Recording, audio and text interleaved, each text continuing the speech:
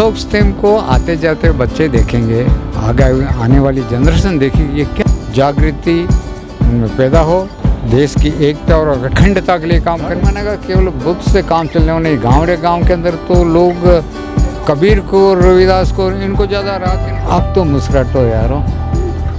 समाज का, देश का अगर कल्याण होगा तो अकल परिवर्तन करने से ही होगा, किसी का सकल परिवर्तन करने से कोई कल्याण।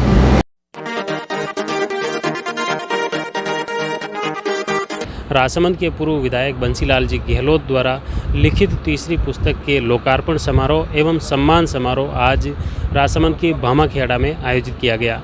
ये पूरा क्या कार्यक्रम था, इसकी क्या रूपरेखा थी, कहाँ से लोग आए थे, इसको लेकर जानते हैं। हमारे साथ में है अरविंद जी मुखिया, जो कार्यक्रम का संचालन कर रहे थे। एक्चुअल में बंसीलाल जी गहलोत एक ऐसा व्यक्तित्व है, मैं उन्हें 30 सालों से परिचित हूँ, और लेकिन जब उन्होंने अपने राजनीतिक जीवन पूर्ण करके समाज सेवा के अंदर जो उतरे हैं और उन्होंने जिन जिन महापुरुषों को आदर्श माना है, बुद्ध को माना है, कबीर को माना है, डॉक्टर अंबेडकर को माना है, और उनकी कृतित्व को जन जन तक पहुंचाने के लिए जो काम किया है, तो उन्होंने अपने गांव के अंदर बहुत सारे जागृत प्रतीक चिन्ह बनाए हैं। आज उनका लोकार्पण हुआ और उनकी ये भावना रहती है कि समाज के अंदर जो भी व्यक्ति उल्लेखनीय कार्य करता है, निस्वार्थ भाव से कार्य करता है, उसे कहीं ना कहीं प्रोत्साहन मिलना चाहिए, उसके कार्यों का रेखांकन होना चाहिए, ताकि क्या है कि ऐसे लोग अपने कार्य के प्रति ज़्यादा उत्साह से जुड़े रहें।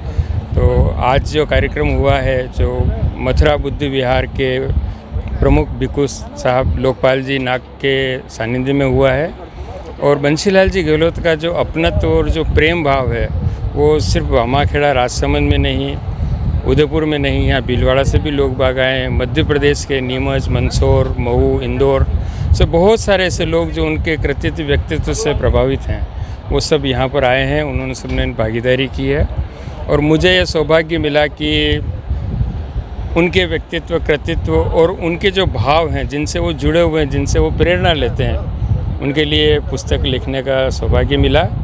और मैंने 3 पुस्तकें लिखी है, और पहली पुस्तक के अंदर उन्होंने एक ही संदेश दिया था कि इंसान को मुस्कान के साथ सारे काम करने चाहिए और हर चेहरे पर मुस्कुराहट आनी चाहिए।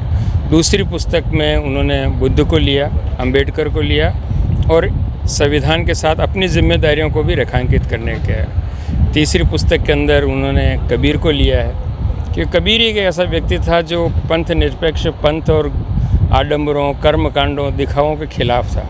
बंसीलाल जी का कृतित्व भी वैसा ही है।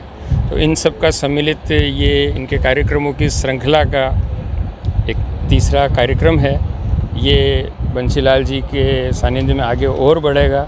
आप सभी लोगों को जो भावनाएं हैं, तो हम चाहेंगे कि इनका व्यक्तित्व, कृतित्व और इनका संदेश जन जन तक पहुँचे, और भामाखेड़ा सिर्फ राजसमंद ही नहीं, देश का एक ऐसा गांव बने, एक ऐसे सैनिक का गांव बने जो समाज के लिए निस्वार्थ भाव से काम कर रहा है। तो बुद्ध ने, जो आज भारत का प्रतीक चिन्ह है, ये राष्ट्रीयता से ओतप्रोत है, जिसके प्रति हर इंसान की भावनाएं होनी चाहिए। तो उन्होंने आज अशोक स्तंभ अपने कबीर कुटीर के पास में बनाया है। तो इनके बहुत प्रेरणास्पद काम है, गिनाए नहीं जा सकते। अभी भी उनकी बहुत सारी भावनाएं, आगे भी वो बहुत कुछ करेंगे। को प्रेरणा कहाँ से मिली?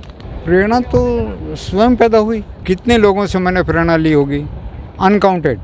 आज जैसे अपने मुख्य रूप से आपने अशोक स्तंभ बनाया, उससे पहले वो कुटीर बनाया, संविधान का जो मंदिर बनाया, ये जो बनाए हैं, इससे आप क्या मुख्य रूप से संदेश देना चाहते हैं? मैं ये देना चाहता हूँ कि ये इतिहास के पन्नों से गायब होते जा रहे हैं, तो उसको वापस धरती पे लाने के लिए मैंने ये सब ठोस लाखों रुपए खर्च करके अशोक स्तंभ को आते जाते बच्चे देखेंगे, आगे आने वाली जनरेशन देखेगी, ये क्या है।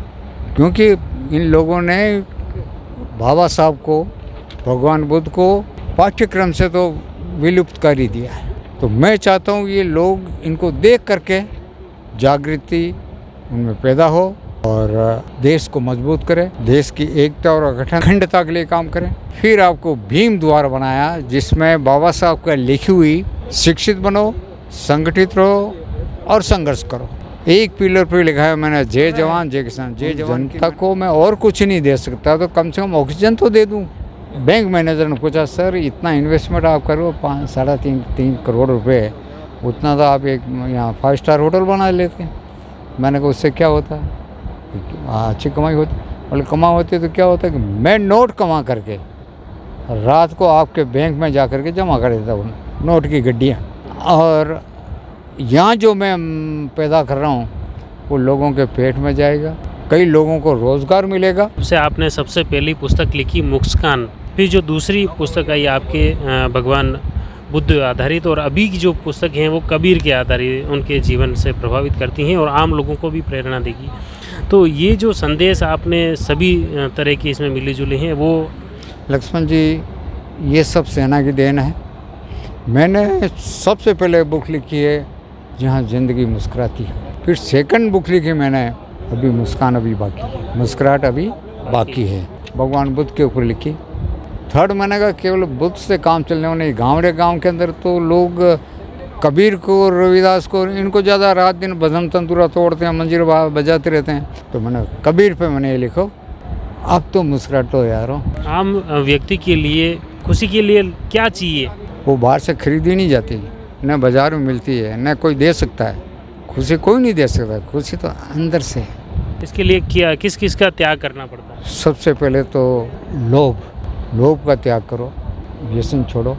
ये बुद्ध के जो पंचशील है उसका पालन कर लो यार, जो सब ठीक हो जाएगा। आज जो कार्यक्रम आयोजित हुआ इसमें मुख्य रूप से आपने अलग अलग क्षेत्र में जो कार्य करने वाले उनका सम्मान किया है, उनको प्रोत्साहन स्वरूप राशि भी दी है। तो वो कौन कौन लोग हैं और उनका आपने चयन किस आधार पर किया?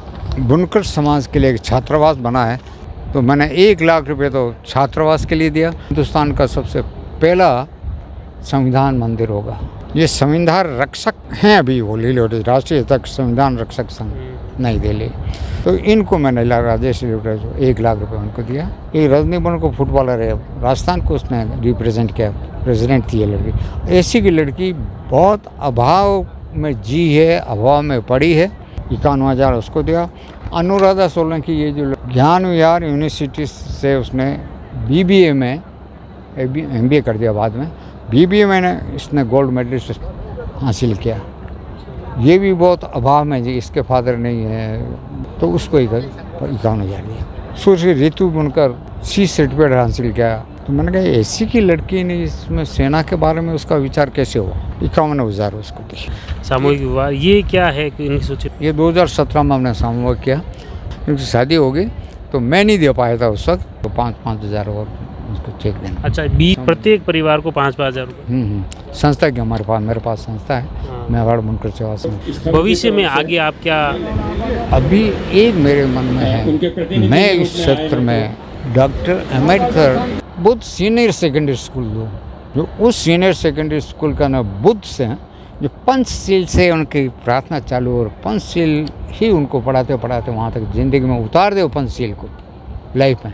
जिसने पंचशील को लास्ट में लाइफ में उतार दिया उसकी ज़िंदगी सुधर गई, उसका देश सुधर गया। धन्यवाद। ये थे बंसीलाल जी गहलोत, जिनका एक तरह से सफ़रनामा, जिनके किस तरह से इन्होंने अपने गांव मातृभूमि में आम जन को, समाज में एक जन जागृति के लिए प्रयास किया, और अब उन्होंने किस तरह से अलग अलग पुस्तकें लिखी, उसके माध्यम से आम जन को जागृत करने का प्रयास किया। और अब भविष्य में इन्होंने कहा है कि भगवान बुद्ध के जो पंचशील हैं उसके माध्यम से, एक स्कूल के माध्यम से अपना सपना है वो जल्द ही साकार करने का प्रयास करेंगे।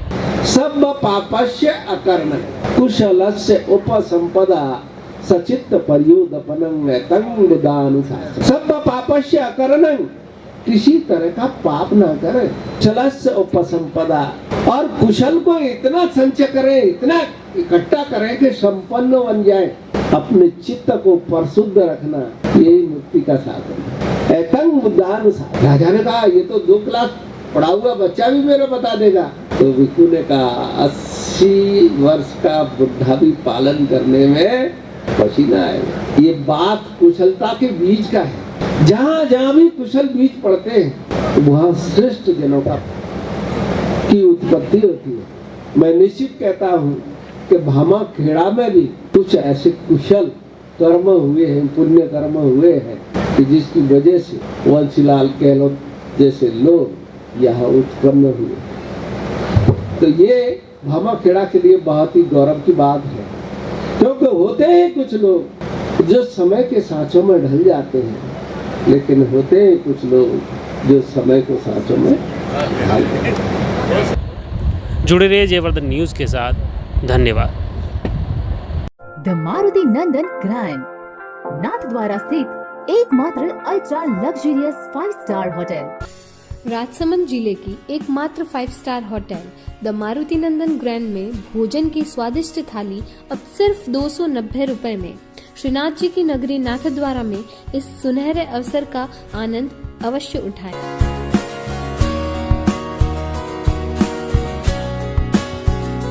मारुति नंदन ग्रैंड, थिंक नाथद्वारा, थिंक नंदन ग्रैंड।